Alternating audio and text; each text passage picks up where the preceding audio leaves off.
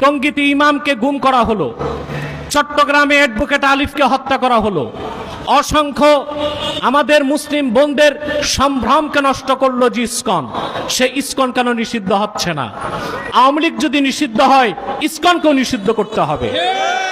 কিন্তু বর্তমান সরকারের উপদেষ্টারা বিভিন্ন আলেম ওলামা লেবাসধারী হিন্দুদের পূজা মণ্ডপে ঠিকই যাচ্ছেন হিন্দু প্রীতি প্রদর্শন করতে, কিন্তু যে ইসকন বাংলাদেশে একটি সাম্প্রদায়িক দাঙ্গা সৃষ্টি করতে চায়, তাদের বিরুদ্ধে তাদের কোনো বক্তব্য নাই কেন?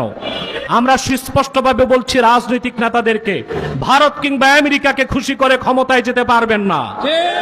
যদি যেতেও পারেন, ক্ষমতায় টিকতে পারবেন না। আমি আরেকটি কথা বলবো, বর্তমান সরকারকে, বাংলাদেশের বিভিন্ন জায়গায় যে পরিকল্পিত আগুন কাণ্ড ঘটছে, এখানেও ইসকনের হাত থাকতে পারে। অতএব আজকের এই মানববন্ধন থেকে বর্তমান সরকারকে বলবো, ইসলামের শত্রু, মুসলমানের শত্রু, বাংলাদেশের স্বাধীনতার শত্রু, হিন্দুত্ববাদের ধ্বজাধারী ইসকনকে বাংলাদেশে নিষিদ্ধ করতেই হবে। যদি তা করার জন্য রাজপথে নামতে হয়, আলেম ওলামা পীর মাশায়েখের নেতৃত্বে বাংলাদেশের মুসলমান রাজপথে নামতে বাধ্য হবে। যেখানে সেনা অফিসারদেরকে আইনের আওতায় আনা যায়, যেখানে একটি রাজনৈতিক দলকে নিষিদ্ধ করা যায়, সেখানে ইসকনকে কেন নিষিদ্ধ করা যাবে না?